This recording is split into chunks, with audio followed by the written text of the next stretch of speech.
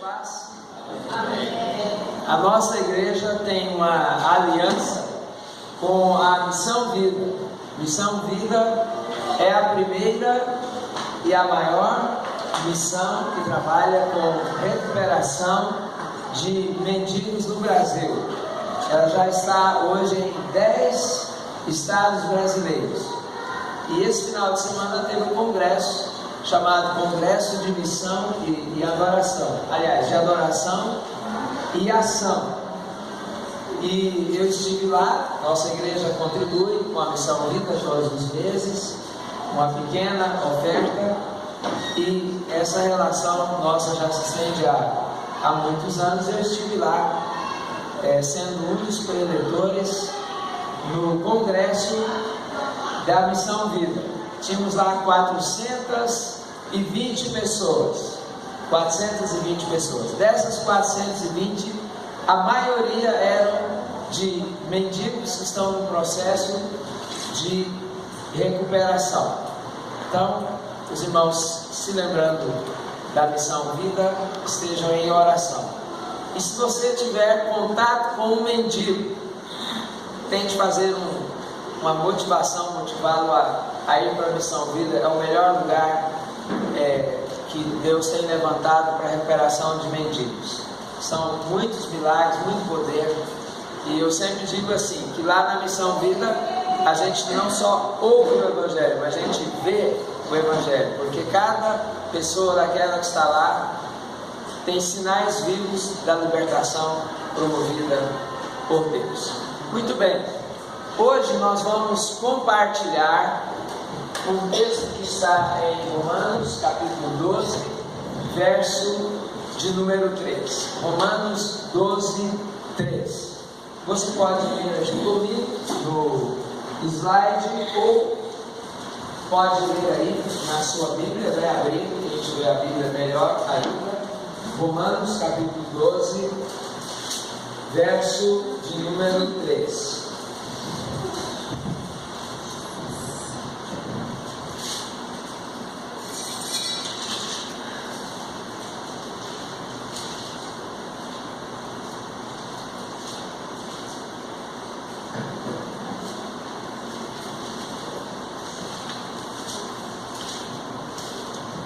Vamos ler juntos, todos juntos, vamos lá? Bem forte.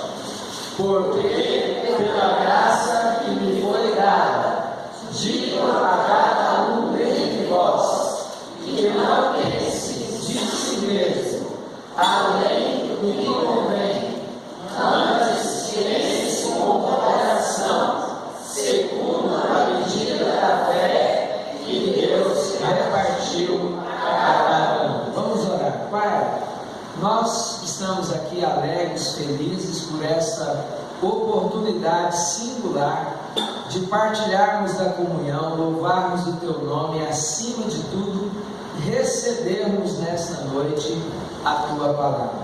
Senhor, permita mesmo que haja agora uma revelação, uma manifestação do Teu querer, da Tua vontade, do Teu desígnio, do Teu plano sobre nossas vidas, na medida em que vamos estudando este versículo.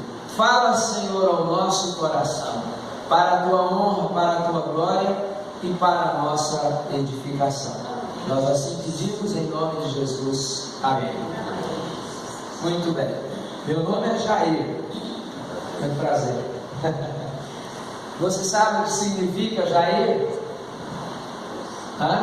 Quem dá mais? Nem a minha irmã sabe. Jair significa aquele que brilha. Já pensou? Então o seu Joãozinho e a dona Dalica, lá em 1957, estavam muito certos com o nome, porque passou algum tempo, literalmente eu me tornei aquele que brilha, né? E você sabe do que eu estou falando. E esse brilho me incomodou demais, porque ele apareceu quando eu tinha só 15 anos, né? Arthur, você tem quantos anos? 15, pronto, ó, na idade do Arthur, o brilho começou a aparecer, ou seja, se você não entendeu ainda, meu cabelo começou a cair. Você imagina, né? O Arthur aí, bonitão, as meninas tudo olhando para ele e tal, e o cabelo dele caindo. Imagina como é que fica a cabeça de um adolescente. Era o meu caso. E eu fiz de tudo para que o meu cabelo não caísse, né? Alguns amigos falaram assim, não, você é muito relaxado, seu cabelo caía, você não pegava, tinha que pegar, né? Eu usei remédio, tinha um tal, esse veio do exterior, shampoo Politar, foi uma maravilha, foi um resultado assim, tremendo, vocês estão vendo o resultado. Tudo quanto é remédio que existia, lá ia eu para passar esse remédio. Não tinha uns milagrosos que tem hoje, né, como o meu irmão, que é cabeleireiro, usa um desses milagrosos e ainda salvou alguma coisa, né? Não muito, mas salvou. Mas naquela época não tinha. Aí eu não penteava mais o cabelo. Renato, desculpa, eu não estou falando de você não, viu? Eu estou falando de mim mesmo. Eu sempre falo da careca do Renato, agora eu vou ter que... Ai, eu não consigo ficar sem falar do Renato. Onde que eu estava mesmo? Ah, então, eu não penteava cabelo, eu esparramava o cabelo, né? Sabe como é que é? Porque tinha que dar uma manobrada assim, para lá, para cá, para tampar o brilho, que o problema era o brilho, né? Eu carregava um espelho.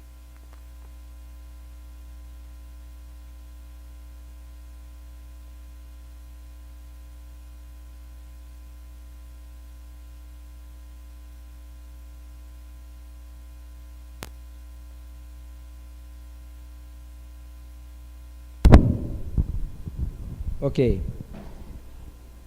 Eu carregava um espelhinho, desse tamanhozinho assim, colocava num bolso da calça desse jeito. Onde eu chegava, eu corria no banheiro, punha o espelhinho lá assim, naquela pressão do vaso, e ia dar uma ajeitada no cabelo, porque o vento desmanchava tudo, né? Você imagina alguém que esparrama o cabelo e vem o vento. Que coisa terrível, né? Um sofrimento, uma angústia, uma tristeza danada. Acredite se quiser. Eu usava tamanco mesmo, né? Olha aí, ó, ela lembra. Bolsa a tiracolo, naquela época era comum. Sabe aquelas bolsas de mulher grandona? Tamanco e bolsa. Aí o que eu fazia? Para preservar o cabelo e não deixar transparecer o meu brilho, o que eu fazia? Eu esparramava o cabelo, pegava aquela redinha de laranja, você sabe, acho que ainda tem hoje, né? Coloca as laranjas na redinha, eu tirava aquela redinha, punha a redinha na cabeça, né? E saía assim, beleza, imagina que coisa maravilhosa. Tamanco, bolsa e uma redinha de laranja na cabeça. Bom, e foi passando o tempo, né? Quando começaram a me evangelizar, através da MPC, uma amiga testemunhando para mim de Jesus, e eu chegando já nessa compreensão do Evangelho, de quem é Jesus, a necessidade de arrepender, de nascer de novo, eu fiz uma oração para Deus, eu escrevi uma oração, escrevi muita coisa, dentre outras coisas, eu fiz um código para Deus, falei, Deus, ele vai entender, ele é Deus, ele vai entender, e eu coloquei assim, eu peço hoje por aquilo que é a minha tristeza. Qual era a minha tristeza? O brilho, né? Eu não tinha nem coragem de falar com Deus sobre o assunto, imagine falar com as pessoas, até que no dia 21 de junho de 1975, eu tive o privilégio de conhecer Jesus particularmente, pessoalmente, e a partir daí, eu olhava assim no espelho e falava, mas você é bonitão, hein? Você é bonitão, você é uma maravilha de Deus. Ou seja, passei a ter sobre mim uma nova percepção, uma nova visão. Esse é o nosso assunto. Como você vê você? Como é que está a sua autoestima? É sobre isso que Paulo está falando aqui. E ele fala dentro de um contexto. No ano passado nós tivemos o privilégio de estudar aqui a carta aos Romanos, então os irmãos romanos aqui da igreja vão me ajudar. Ele diz, por quê? Então o porquê refere-se a tudo que ele já disse antes, em especial o verso 1 e o verso 2 desse capítulo de número 12. Paulo está falando do início desse capítulo das misericórdias de Deus. Quais são essas misericórdias? Ele nos escolheu, né? Ele nos justificou, Ele nos santifica e Ele nos glorificará. Tudo isso, dádiva de Deus, bênção de Deus, não porque mereçamos, mas por causa de Cristo Jesus. Então ele diz assim, que por causa destas misericórdias de Deus, o que nós devemos fazer? Aí nós devemos ter uma postura de dedicação. Precisamos consagrar o nosso corpo a Deus como um sacrifício vivo, santo e agradável a Ele, para que nós experimentemos a sua boa, perfeita, agradável vontade. Ou seja, você, porque foi alcançado pelas misericórdias de Deus, precisa disponibilizar o seu corpo para a glória de Deus, para o louvor de Deus. Deus vai ser exaltado através do seu corpo. Agora vem cá, se você não aceita o seu corpo, como é que você vai glorificar a Deus através do corpo? Não só isso, Paulo diz também que eles deveriam agora ter um novo pensar, renovar a mente, o seu pensamento, né? Não seguir as tendências, as orientações, as filosofias deste século, mas passar por uma renovação mental e assim ter uma vida nova diante de Deus. Então, esse é o contexto dessa orientação que ele dá. Agora, já dito isto, eu convido você a reler o texto, nós vamos reler juntos, e a começar a perceber alguns sinais, algumas direções, alguns princípios importantes que vão nos ajudar nessa questão que aqui eu coloquei. Como você vê você? Como eu vejo a mim mesmo? Esse é o nosso assunto. Vamos lá então, como que Paulo pode nos ajudar? Vamos falar juntos. Porque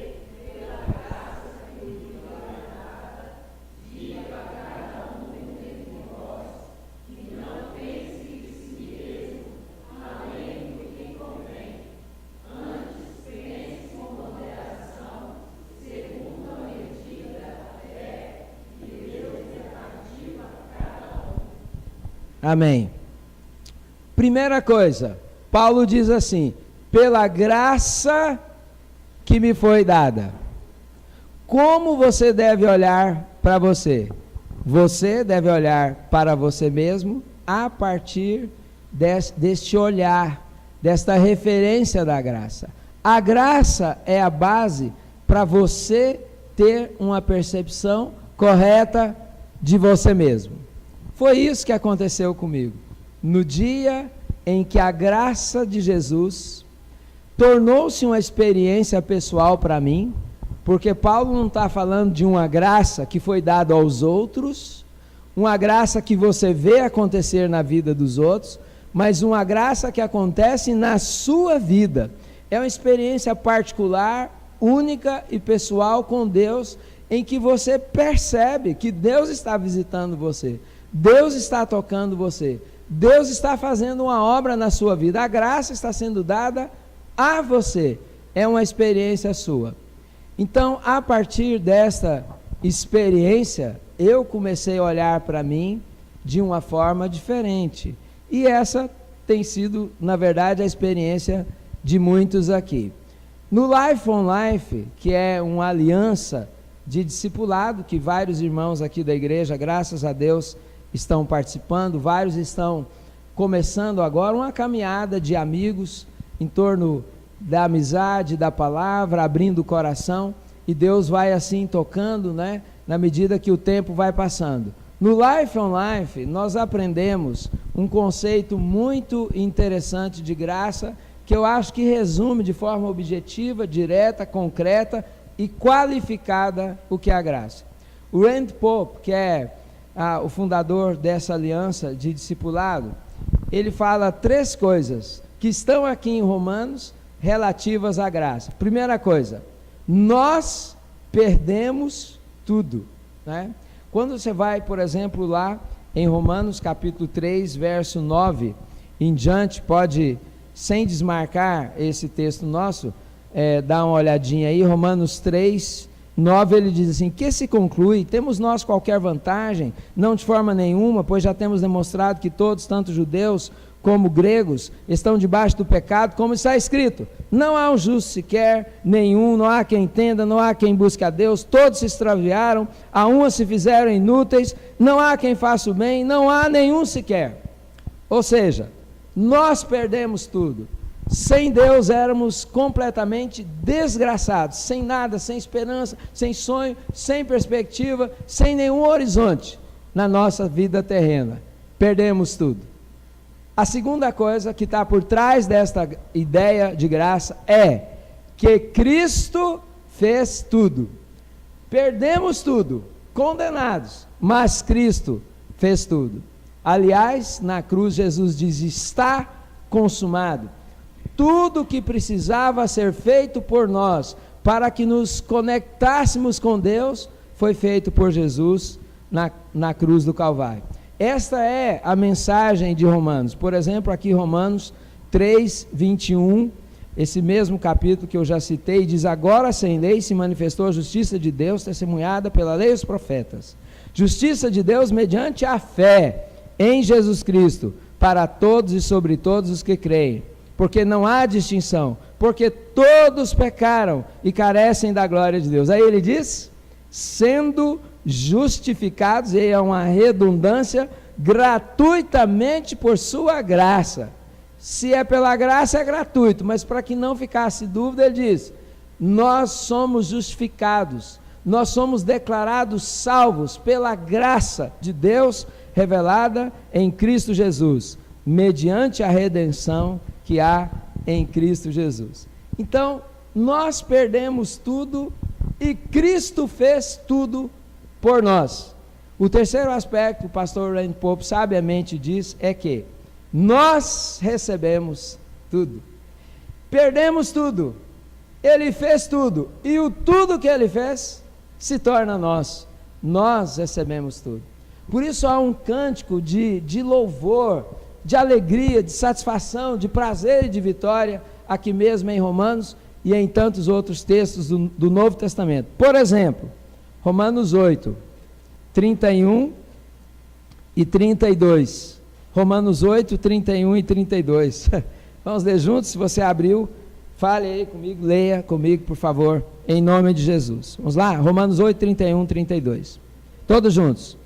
Que diremos, pois, à vista destas coisas? Se Deus é por nós, quem será contra nós? Aquele que não poupou o seu próprio filho, antes por todos nós o entregou, porventura não nos dará graciosamente com ele todas as coisas? Então, Jesus faz por nós todas as coisas. Paulo diz que ele nos dará graciosamente todas as coisas, todas as áreas da sua vida, todas as demandas da sua vida, todos os desafios da sua vida, todas as situações que você enfrenta agora, tudo já está coberto por essa graça de Jesus. Então veja que ele não diz que nós perdemos muito, que Jesus fez muito e que ele nos deu muito. Não, é tudo, absolutamente tudo que nós precisamos está em Cristo Jesus. Então, pela graça, eu posso olhar para mim de uma maneira positiva, de uma maneira construtiva e ter uma autoestima, uma estima positiva sobre mim mesmo, mas na base da graça, no alicerce da graça. Ou seja, você precisa aprender a olhar para você a partir da graça de Jesus, não a partir de você mesmo, a partir das outras pessoas. Esse é o primeiro princípio. Segundo princípio, vamos ler aqui e nós vamos descobrir juntos. Vamos lá, todos juntos? Porque pela graça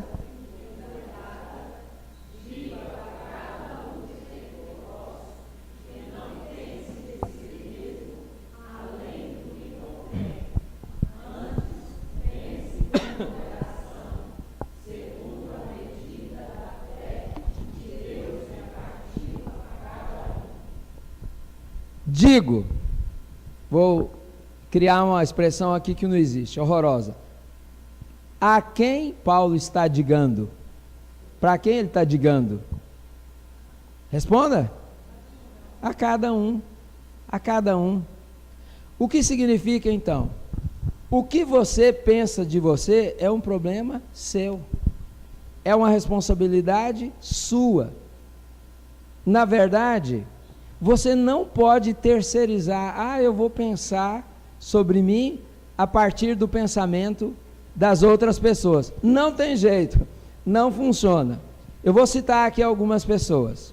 Se eu encontrar o Halley, que é um pastor lá de Recife, se eu encontrar o Daniel, que é outro amigo de Recife, se eu encontrar o pastor Hildo, da Missão Vida, né? Se eu encontrar o Gilberto, lá de São Paulo, todos os colegas pastores, sabe o que eles vão fazer comigo? Na mesma hora que eles encontram comigo, eles começam a encher a minha bola. Mas enche a bola. Pastor Jair! Nossa! Agora, o que adianta eles encherem a minha bola, se eu olho para mim e me vejo como um bola murcha? Não resolve. Então, Paulo está falando que essa questão é uma questão inteiramente pessoal. Ela é um desafio pessoal. Outra coisa, você não pode ter controle sobre o que os outros pensam de você. Você conhece pastor Jair? Conheço. Aquele pequenininho, feinho, desajeitadinho, desarrumadinho, desengonçadinho. Conheço demais da conta. Você conhece o pastor Jair? O outro vai, pastor Jair, um homem de Deus, um servo de Deus, um ungido de Deus. Ele é uma benção. Cada um fala o que quer. O que você vai fazer com o que as pessoas dizem sobre você? Nós não temos nenhum controle. Por isso Paulo diz aqui, pela graça que me foi dada, digo a cada um de vós. Esse é um desafio pessoal. Não adianta fechar o olho, fazer de conta que não está acontecendo nada, que não é com você. Você precisa ser uma pessoa bem resolvida em relação a você mesmo. Como você vê você. Essa é uma questão da existência, que só vai terminar quando nós não existirmos mais. Então, é uma questão muito importante. Então, é um desafio pessoal.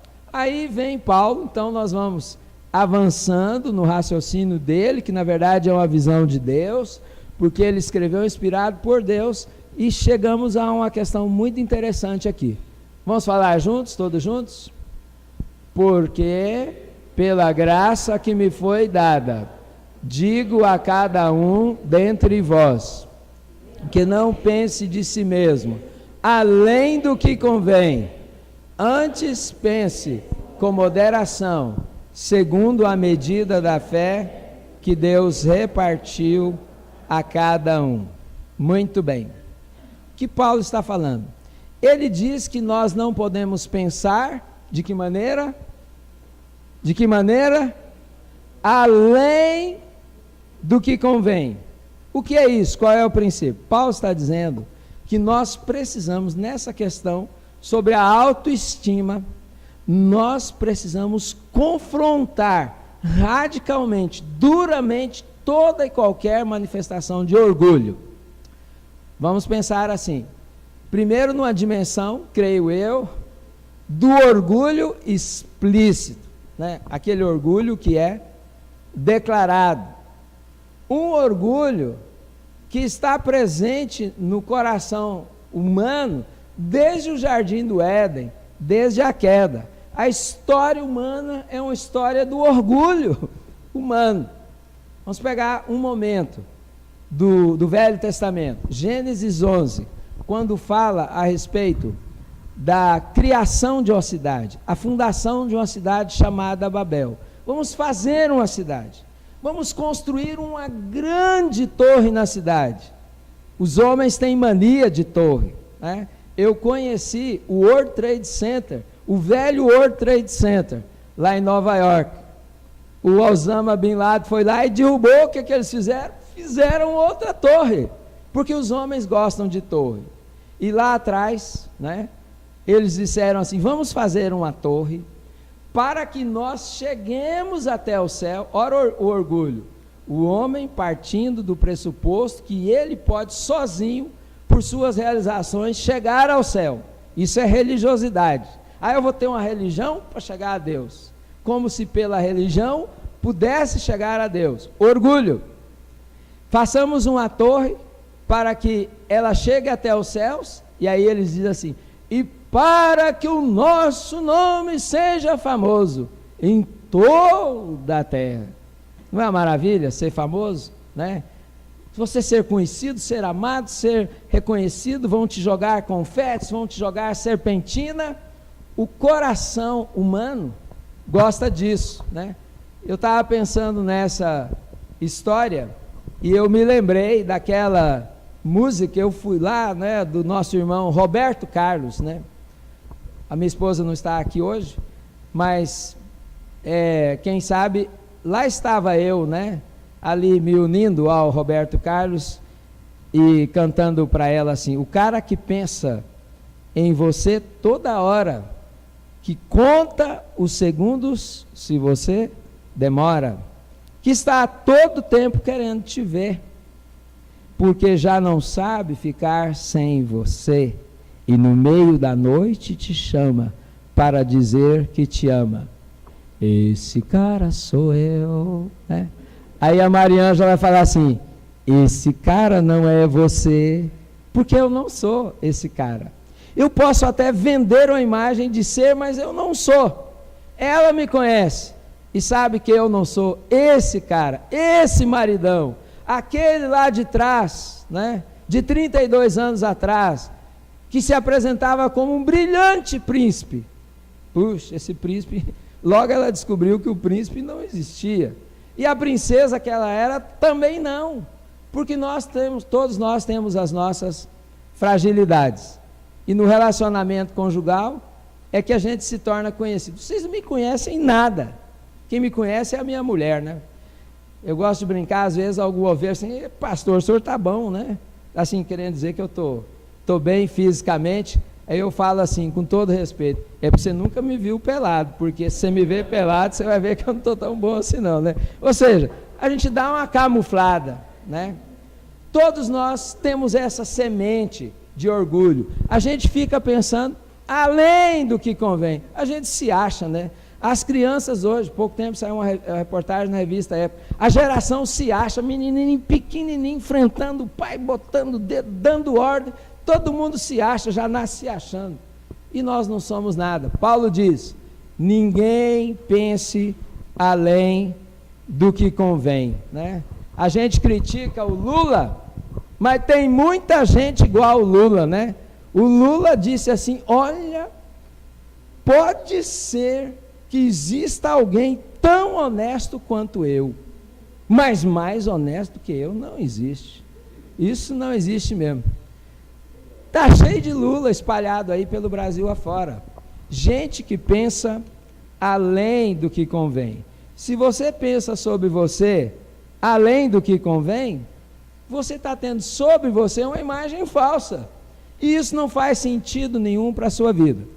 Então eu chamo isso do orgulho explícito, mas também há o orgulho implícito, o orgulho escondido, que você faz um ar, um falar, um jeito, um andar, uma roupa, um estilo de humildade.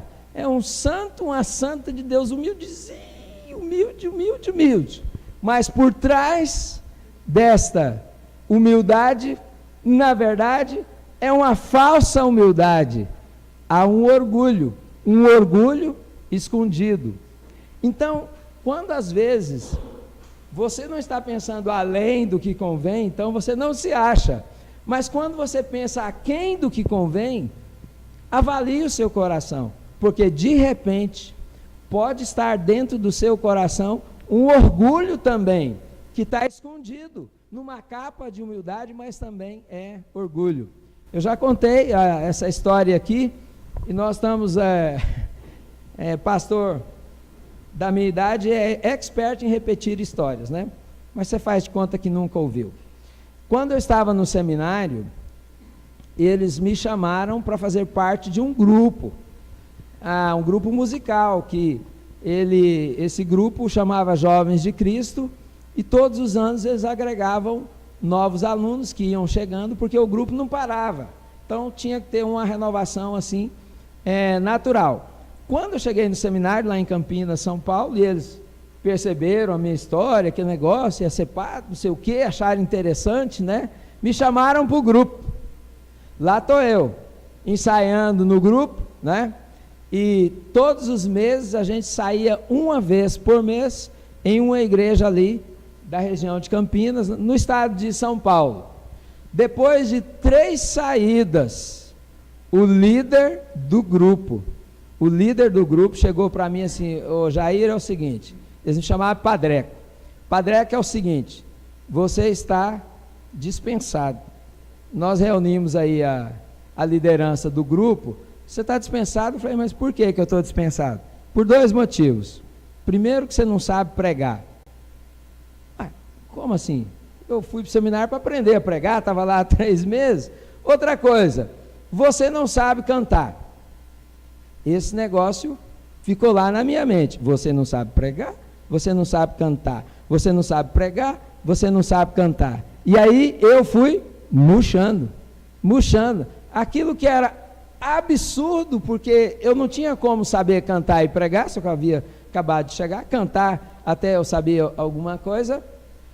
Mas no fundo, eu percebi, depois que eu deixei de olhar para as pessoas que me trataram assim, comecei a olhar para mim mesmo, eu percebi que, na verdade, no meu coração, não havia uma humildade genuína, havia um orgulho disfarçado, e eu precisei de pedir perdão a Deus para lidar com isso e admitir que eu não estava tendo sobre mim uma visão correta, porque eu não estava sendo suficientemente, verdadeiramente humilde.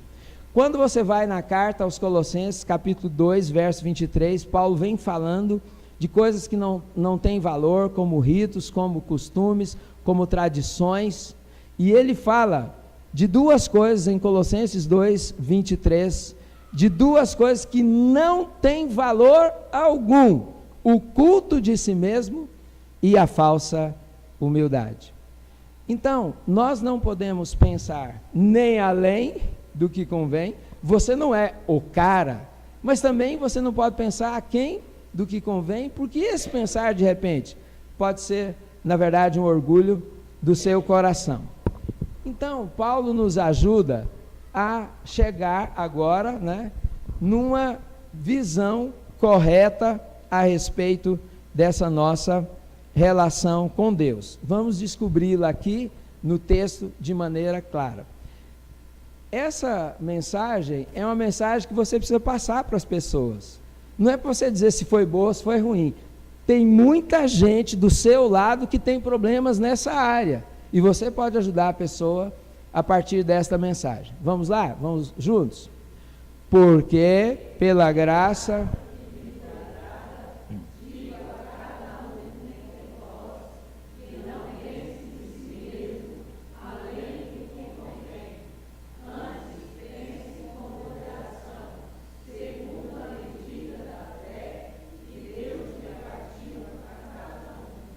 Muito bem.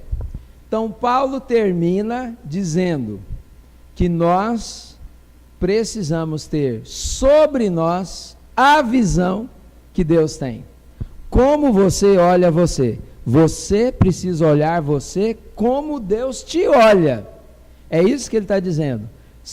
com moderação, pense sobre você, com moderação, segundo a medida da fé que Deus repartiu a cada um. Vamos a esses termos, eles não estão aí por acaso. Primeiro, moderação. O que é moderação? Moderação aqui significa um equilíbrio entre o que você é e o que você pensa ser. Vou dizer de novo, um equilíbrio entre o que você é e o que você pensa ser. Precisa ter uma moderação, precisa ter uma correspondência. Você não pode ser aquilo que você não é, isso não faz sentido, isso vai te levar ao fracasso. Então, modere, faça um equilíbrio entre o que você é e aquilo que você pensa ser. Eu vou tirar um exemplo do futebol. E quando se fala em futebol, qual time a gente fala? Qual time a gente fala? Vila Nova, claro. Goiás também, né? Excepcionalmente o Goiás ganhou ontem. O treinador do Vila Nova chama Emerson Maria. Quando o Vila ganha, de vez em quando ele ganha, né? Aí ele fala assim, ó, não vamos ficar vangloriando, não vamos ficar achando que nós somos o melhor time do Brasil. Não somos, na gíria do futebol. Vamos colocar os pezinhos no chão aí. Aí quando o time perde, e perde várias vezes, né? Quando o time perde, aí ele diz assim, olha, não é terra arrasada, não é fim do mundo, não vem um terremoto, né? Não vem um furacão, o Vila não é o pior time do mundo. Quem é o Vila? Ele não é o melhor, mas também não é o pior. O que é isso? Estou usando o exemplo do futebol, num sentido coletivo, e que se aplica no sentido pessoal também, moderação. Você não é a melhor pessoa do mundo, nem é a pior. Você está aí, né? No lugar que Deus te colocou, com qualidades, com fragilidades, e você precisa ter essa moderação, esse equilíbrio ao olhar para você mesmo. Outra coisa que ele diz aí é que essa moderação, então pensar com moderação, segundo qual medida? Segundo a medida da fé. Pensa bem, a medida da fé não é a medida da razão. Ainda que a fé se valha da razão, a fé não se baseia na razão. A medida da fé também é a medida do sentimento. Eu estou sentindo mal, né? Eu não sou ninguém me ama, ninguém me quer, ninguém dá bola para mim, e você vai abaixando. Sentimento ruim. Medida da fé não é a medida do sentimento, nem a medida da razão. O que é a medida da fé? A medida da fé, ela se estabelece a partir da palavra de Deus, das promessas de Deus. Vou contar aqui uma historinha. Uma adolescentezinha, menininha, falaram para ela assim, agora você vai ficar grávida. Pronto! Mas como é que vai ser esse negócio? Eu nem homem tenho, não tenho relacionamento comigo, como é que eu vou ficar grávida? Já era um problema. Segundo problema, disseram para ela assim, você vai ficar grávida por obra do Espírito Santo. Meu Deus, piorou. Desde quando o Espírito Santo engravida alguém, né? Nunca ouvi falar nessa história. E aquela adolescentezinha convivendo com esses desafios, com essas questões tão loucas que ela não conhecia, aí a pessoa diz para ela, olha, presta atenção, dá uma olhada aí à volta, a sua parenta, ela já velhinha, 100 anos de idade, engravidou, pelo poder de Deus. Sabe por que ela engravidou? Porque para Deus não haverá impossíveis em todas as suas promessas. Então, medida da fé é você basear a sua fé não no que você sente ou no que você pensa, no que você acha, no seu achismo, mas na promessa de Deus. Pense com equilíbrio, segundo a promessa de Deus, porque Deus é quem criou você, Deus é quem sabe quem é você, Deus é quem determinou o propósito para a sua vida. Então você não pode, em hipótese alguma, olhar para você com o seu olhar, com o olhar dos outros, com o olhar do mundo, apenas com o olhar de Deus, que é a medida da fé. E aí ele termina dizendo, é importante que a gente destaque isso também, segundo a medida da fé que Deus o quê? Repartiu a cada um. Repartiu a cada um. Oh, meus irmãos, que coisa maravilhosa, né? Se a gente tivesse um tempinho aqui para cada um falar o seu nome, né? E ao falar o nome, iríamos revelando as nossas identidades. E aí Deus olha para cada um e reparte com cada um o seu cuidado, a sua atenção, a sua direção, a sua sabedoria. O que Paulo está falando aqui? Paulo, irmãos, está falando que Deus nos dá um tratamento personalizado. O Jair, o Quadreco, o Jajá, o Tripa de mim, meus apelidos lá de trás, aquele que brilha, tinha um problema, e Deus repartiu com ele essa medida da fé, para que ele pudesse, pelo tratamento de Deus, pelo cuidado de Deus, pela direção de Deus, pelo carinho de Deus, pelo amor de Deus, ficar livre de preconceito e começar a olhar para si mesmo com alegria e poder olhar no espelho, mas você é bonitão, né? Você é uma maravilha de Deus, glória a Deus por você mesmo. Eu ali conversando com o meu espelho. Então Deus reparte, Deus ajuda você a olhar para você de uma maneira positiva, para a sua honra e para a sua glória.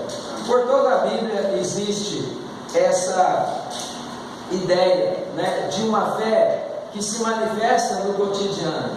Paulo diz em Romanos aqui mesmo: o Evangelho é o poder de Deus para a salvação de todo aquele que crê. E ele diz assim: o justo viverá pela fé. Vamos falar juntos? O justo viverá pela fé. Você tem que pagar uma conta amanhã, não tem dinheiro. O justo viverá pela fé. Você está brigado com a sua mulher. O justo viverá pela fé. Você tem uma relação truncada com os seus filhos. O justo viverá pela fé. Você tem um desafio que você não sabe como resolver. O justo viverá pela fé. Então, ele está falando de uma fé repartida, uma fé que faz parte da experiência.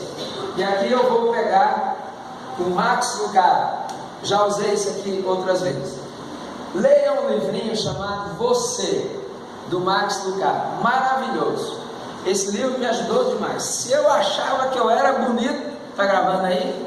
Quando eu li o Você, do Max Lucado, aí eu fiquei mais bonito ainda.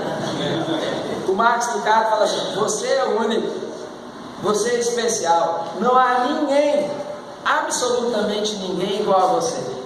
A sua identidade, a sua digital é única. Deus fez você numa forma linda e jogou a forma fora. Ninguém mais foi feito igual a você. Você é o cometa Halley de Deus, que aparece uma única vez, né? Você foi feito de modo assombrosamente maravilhoso. Você foi tecido por Deus. Isso vale para cada um de nós, né? Todos nós. Então, isso está ligado a essa visão sobre nós a partir da fé, né? Você não é o cara, né? Sabe ali aquele, como é que é aquele do desenho? Aquele do desenho, o He-Man. Eu tenho uma força. Você não é o He-Man, mas também você não é um coitado, nada disso. Você é um filho de Deus, um amado de Deus, um escolhido de Deus, e Deus tem um plano maravilhoso para a sua vida. Muito bem, eu completei há poucos meses, 60 anos de idade. E essa menina aqui já me deu muito trabalho na vida, que inclusive me jogou no buraco no ano passado, uma sarjeta, não, que foi no bueiro. Estou com dor até hoje aqui, porque ela me jogou no bueiro. Ela me deu uma camiseta, que eu já usei aqui, eu faço questão de usar, né? Ela fala assim, 60 anos, né?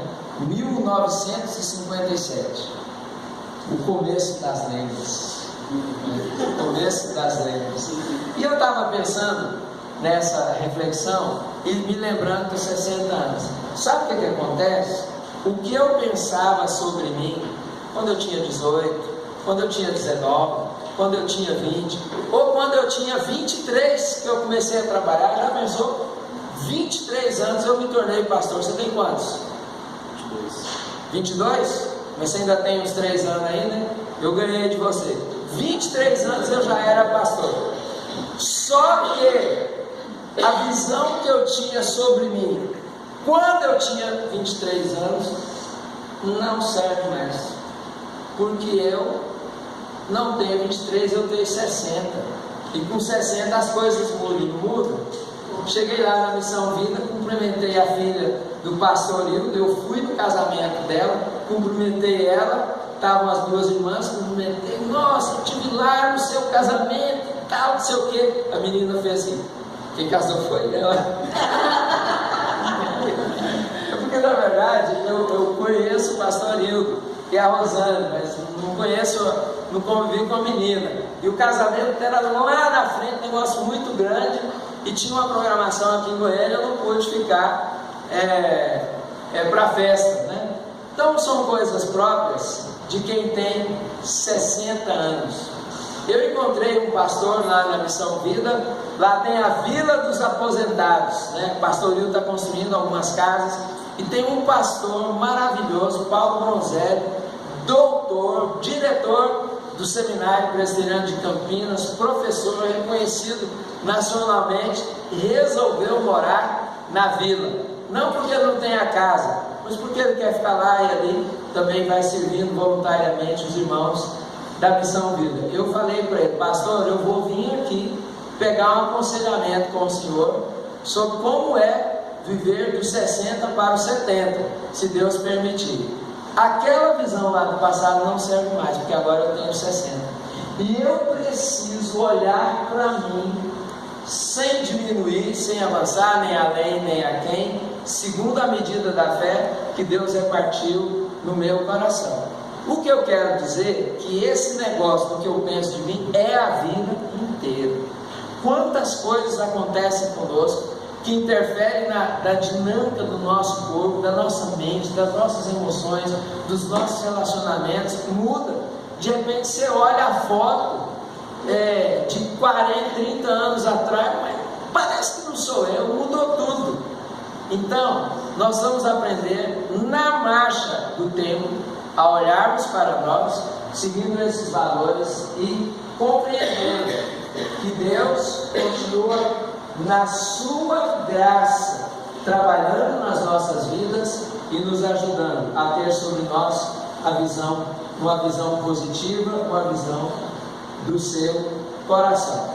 Quando a gente compreende quem a gente é, muita coisa resolve. Não resolve tudo, mas muita coisa resolve. Tem gente que é complicada dessa, não sabe relacionar, tem uma dificuldade imensa de conviver com as pessoas e fica acusando, criticando todo mundo. Nem sempre, mas às vezes pode ser o problema está nela, porque ela não se aceita, não tem sobre si uma visão positiva, né? Não tem uma compreensão clara de quem ela é mesmo diante de Deus. Então, naquele slogan, né, tão conhecido, naquela expressão tão conhecida que nós usamos, pessoas certas, nos lugares certos, pelas razões certas. Quando a gente descobre quem a gente é, nós estamos prontos para viver comunitariamente, para fazer diferença nos lugares onde Deus está nos plantando, no trabalho, na escola, na igreja, porque a gente está bem resolvido com a gente mesmo. Isso é importante. Então você é a pessoa certa. Você não é o melhor, não é o pior, é o escolhido de Deus, o amado de Deus. Está no lugar certo, com a motivação certa, que é a glória de Deus. Para que Deus chamou? Para glorificá-lo, através da sua missão, do seu serviço. Na sequência do texto, Paulo vai falar sobre isso, né? O lugar onde nós vamos servir a Deus, honrar a Deus, os dons que Deus vai nos dar, capacitando. Então tudo isso faz parte desse conceito importante sobre o que você pensa sobre você. Eu quero terminar lendo uma poesia de Michel Quast. Michel Quast é um sacerdote católico. A minha geração foi muito influenciada por ele, um padre com participação social muito intensa, um teólogo muito conhecido na França e no mundo, vários livros escritos, e eu me lembrei dele ao pensar nesta mensagem, e lembrei do poema que ele fez, chamado Obrigado, Senhor. Feche seus olhos, eu vou ler o poema, que diz assim: obrigado, Senhor, pelos meus braços perfeitos, quando há tantos mutilados, pelos meus olhos perfeitos, quando há tantos sem luz, pela minha voz que canta, quando tantas emudeceram, pelas minhas mãos que trabalham, quando tantas mendigam. É maravilhoso, Senhor, ter um lar para voltar. Há tanta gente que não tem para onde ir. É maravilhoso, Senhor, amar, sorrir, sonhar. Há tantos que choram, que se odeiam, que se resolvem em pesadelos, que morrem antes de nascer. É maravilhoso, Senhor, sobretudo, ter tão pouco a pedir e tanto para agradecer. Vamos orar. Não adianta, diz o mesmo Michel Quast, você correr atrás de tantas coisas na vida, querer encontrar tantas coisas, se você não tem a capacidade de encontrar a si mesmo. Nesta noite, eu quero desafiar você a ter um olhar honesto sobre esta questão aqui trabalhada pelo apóstolo Paulo na carta aos Romanos. Deus está perguntando: o que você pensa de você mesmo? O que está no seu coração em relação a você mesmo? Como está a sua autoestima? Como está a imagem que você tem de você mesmo? E para Deus, você não precisa esconder nada. Diga para Ele o que você pensa de você.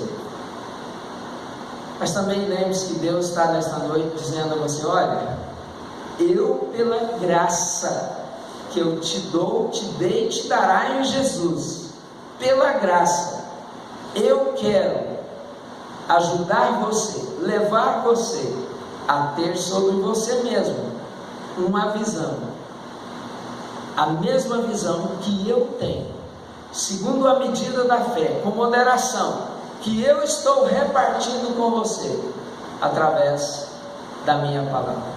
Eu vou te trazer aqui para o meu colo, para o meu abraço, para o meu aconchego, e vou ensinar você, filho e filha, a olhar para você de maneira positiva, para que você se sinta bem, alegre, feliz, para cima, livre de todo e qualquer preconceito ou sentimento negativo em relação a você mesmo. Isso não é balela, isso não é uma retórica de um sermão de domingo à noite, é realidade. O Senhor está aqui para trabalhar na sua vida e dar a você esta percepção positiva, maravilhosa de quem você é. Sim, você é feitura de Deus. Você foi criado por Deus em Cristo Jesus para boas obras. Você foi tecido lá no passado, no interior da sua mãe, do jeito que Deus quis. E Deus olha para você com um sorriso e chama você e quer usar você com suas habilidades, com o seu jeito de ser, com o seu estilo, com as suas características, com a sua história, com a sua cultura. Deus quer que você seja você. Ele não quer que você imite ninguém, nem quer que você viva um personagem. Ele quer te usar do jeito que você é. Você é maravilhoso e maravilhosa. Esse é o sentimento que Deus tem sobre você. E nesta noite eu quero te encorajar a colocar, caso você tenha, estas questões que talvez venham a perturbar você, sua mente, seu coração, o que está acontecendo na sua vida, colocar tudo isso no altar de Deus e crer que na graça de